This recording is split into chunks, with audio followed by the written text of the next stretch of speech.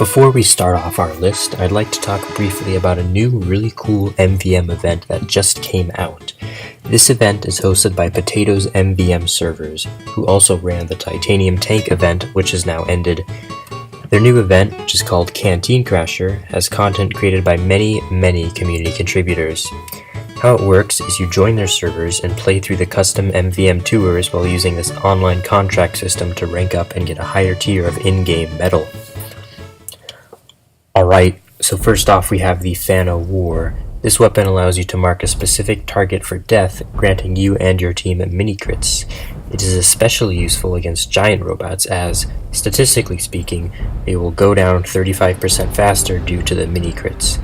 But honestly, how many people do you see using this weapon outside of MvM? I should also point out that this is not a top 10 list, and the weapons are in no particular order. So next up we have the Buff Banner. The Buff Banner isn't bad outside of MvM, it's just that the gunboats or even the shotgun are used so much more often than any of the banners. But in MvM, all of the banners allow you and your team to wreak havoc on the robots. A common strategy is to run 3 soldiers on this map, each with a different banner. Alright, so here we have the Scorch Shot, and while this weapon is widely used outside of MvM, you can really only access its true potential through upgrading it. Not only are its upgrades cheap, but they allow you to spam flares so fast you'll wish you bought ammo canteens.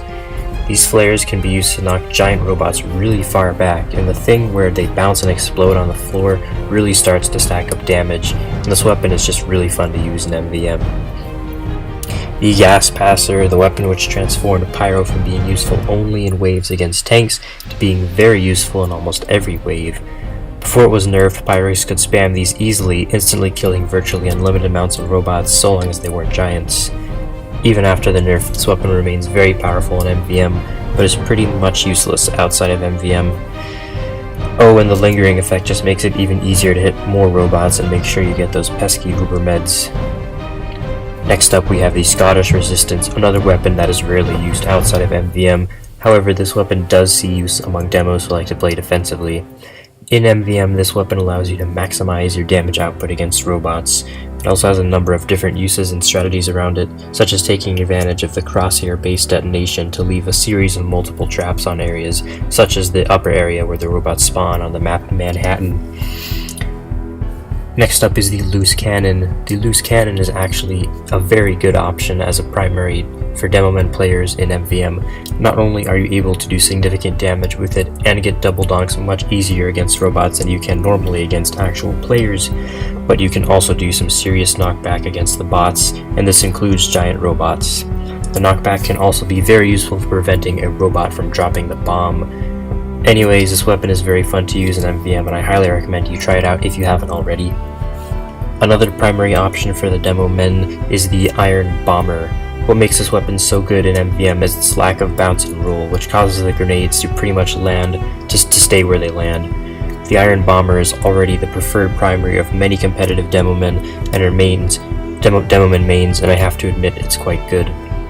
As far as demo men primaries go, you might find that the Iron Bomber is the best weapon to get the most damage out of in and maybe even outside of MvM as well.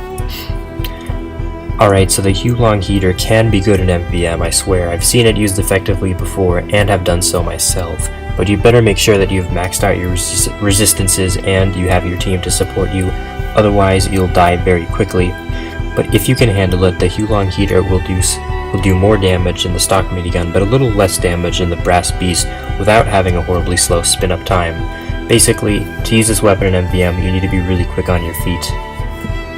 Next up is the Hitman's Heatmaker. Now let me tell you, this weapon is absolutely amazing in MvM. Not a lot of people use it in casual or outside of MvM, but couple explosive headshots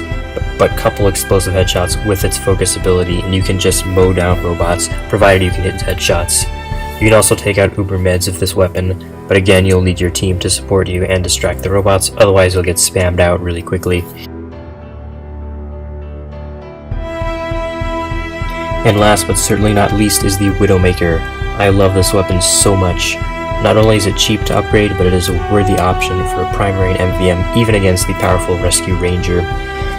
You can dish out massive amounts of damage with this gun, all without ever having to reload. buying metal capacity and resistances are also a must for using this weapon, and I wouldn't use it until you're swimming in credits, but it can be quite good and very fun to use in MvM.